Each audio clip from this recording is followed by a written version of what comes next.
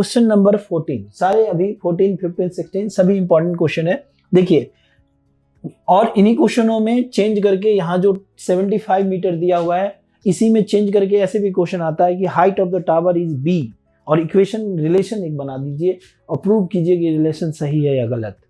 सही के लिए ही ज्यादा जाना होता है। देखिए, a 1.2 metre tall girls sports a balloon moving with wind in a horizontal line at a height of 88.2 metre from the ground. एक गर्ल्स है जिसकी हाइट 1.2 मीटर है, ठीक है। अब ये जो गर्ल्स है जो हवा में बैलून को ना एक जगह से दूसरी जगह जाते हुए देखती है, ऐसे ये बैलून यहां रहा और यहां से यहां पर चला गया।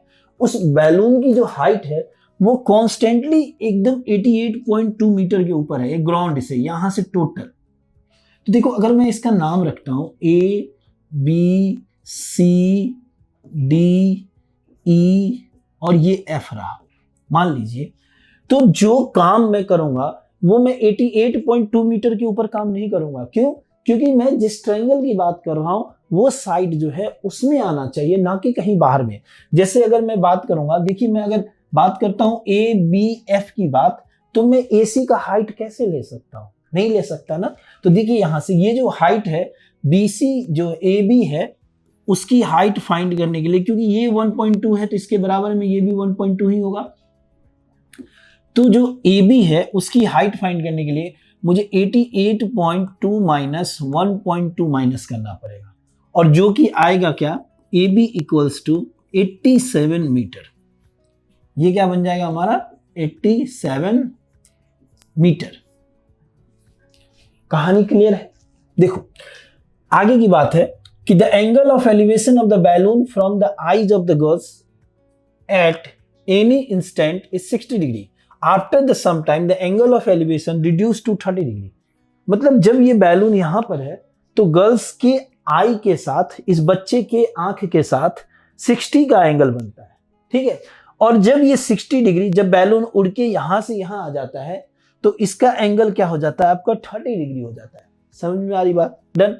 तो इस तरीके से find the distance travelled by the balloon during the interval. अब ऐसे कह रहा है कि ऐसे में ये जो बैलून है यहां से यहां तक गया, कितना डिस्टेंस कवर किया। देखो आप फिगर को ध्यान से समझो, डी से ए पर पहुंचा, देखो डी से ए के ऊपर पहुंचा, ठीक है। अब ये पहुंचने के बाद इतना डिस्टेंस मुझे फाइंड करना है। अब ये देखो, ये जो फिगर है इससे अगर मुझे ए बी ई पता चल जाए तो मैं ए डी को कह दूंगा कि B E equal to A D है, यानी B E equals to A D. तो बी ई निकालो, क्योंकि ए डी तो किसी ट्रायंगल में नहीं आ रहा ना, एक ऐसे ट्रायंगल में आ भी रहा है ए डी एफ जिसमें हमारा 90 डिग्री नहीं है। तो क्या है, A D equal to B E है। अब यहां से देखो जो बी ई है वो मुझे कैसे मिलेगा, तो अगर मैं इस बी एफ से बी ई एफ माइनस कर दूं तो मुझे बी ई मिल जाएगा। यानी मैं यहां क्या लिखूंगा, B F B E equals to B F minus E F. अब मैंने बी एफ और ई एफ की बात क्यों की, क्योंकि जब भी हम जिस ट्रायंगल की बात करेंगे 30 डिग्री 60 डिग्री, वो साइड उसी ट्रायंगल में आ रहा है, इसलिए हम उसके बेस पर समझ रहे हैं, ना कि हम एडी के बेस पर समझ रहे हैं। चलिए अब फिर से यहां दो ट्रायंगल में चलते हैं जहां से हमें बी एफ और ई एफ मिलेगा। इसको मैं फर्स्ट मान लेता हूं, ठीक है। चलिए इन ट्रायंगल बी एफ के लिए मुझे सबसे पहले ए बी एफ में जाना पड़ेगा, ठीक है। क्या है ए बी एफ में, ये 30 डिग्री है,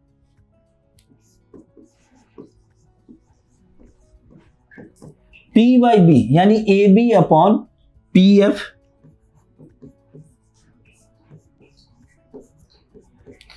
टेन 30 क्या होता है 1/√3। ए बी क्या है, ए बी हमारा 87 है, और बी एफ क्या है हमारा, बी एफ हमें फाइंड करना है। तो इस तरीके से B F equals to 87√3। Done. चलिए नेक्स्ट बात करते हैं दूसरे ट्रायंगल की। In triangle DEF। अब देखो यहां से अगर बात करेंगे तो किस एंगल की बात कर रहे हैं, 60 डिग्री की बात कर रहे हैं, तो क्या हो जाएगा tan 60 degree equals to DE upon EF। जो हमें फाइंड करना है वो हमें इस बार EF फाइंड करना है, तो tan 60 की वैल्यू क्या होती है √3, और जो DE है वो फिर से, क्योंकि ये देखिए ये अगर 87 है तो बिल्कुल ये एक पैरेललोग्राम की तरफ कंस्ट्रक्शन है, तो ये भी हमारा 87 होगा। ठीक है, तो इसको हम क्या लिखेंगे 87 और EF हम रखेंगे, तो EF इक्वल्स टू 87 अपॉन √3। देखो अब BF और EF दोनों चीजें मिल गई है, अब इसको हम क्या करेंगे इस इक्वेशन फर्स्ट में रखेंगे। ठीक है, तो फ्रॉम एबव या from equation first, from equation first क्या है equation first, BE equal to BF minus EF,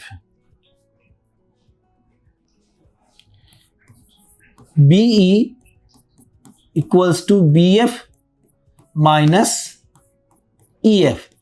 जो BF है वो है 87√3 और ये जो है वो 87/√3 है। अब इसको सॉल्व करना है थोड़ा सा, देखिए इन दोनों का एलसीएम ले लेंगे तो √3 हो गया, ये हो गया हमारा 87 इंटू √3 3 बन गया और ये 87 हो गया। देखो 87 3 जा 21 कैरी 2 8 3 जा 24 प्लस 2 26 माइनस 87 अपॉन √3, फिर इसको माइनस कीजिए 11 माइनस 7 4 आ गया और ये बन गया 15 माइनस 8 7 आ गया, ये 174 अपॉन √3। इसको फिर से रैशनलाइज कर दो। देखो इंपॉर्टेंट वही था ये वाला पॉइंट, बाकी जो हम कर रहे हैं बस सिंप्लीफाई कर रहे हैं ना। 174√3 अपॉन 3, क्या ये 3 से कैंसिल हो जाएगा? बिल्कुल हो जाएगा, क्योंकि 7 4 11 प्लस 1 12। ठीक है, देखिए 3 5 जा 15 2 और 4 3 8 जा 24, कहने का मतलब क्या आ जाएगा 58√3। यही फाइनल आंसर है। और इसमें जो हमें फाइंड करना है वो क्या फाइंड करना है, distance travel by the balloon during the interval, यानी इंटरवल में कितना जो डिस्टेंस ट्रेवल किया गया जो बच्चे के आई से जुड़ा हुआ है वो कितना है 58√3, यानी ये जो AD है वो 58√3 है। क्या है हमारा AD is equals to 58√3 metre. Okay, this is final. चलिए, तो इस तरीके से क्लियर है, इंपॉर्टेंट क्वेश्चन है सारी चीजें, सारे क्वेश्चन जो 9.1 के जितने क्वेश्चन है very very very important question है। कई बार, एक नहीं कई बार ये क्वेश्चन से पूछे गए हैं, तो ध्यान से इनको समझना है।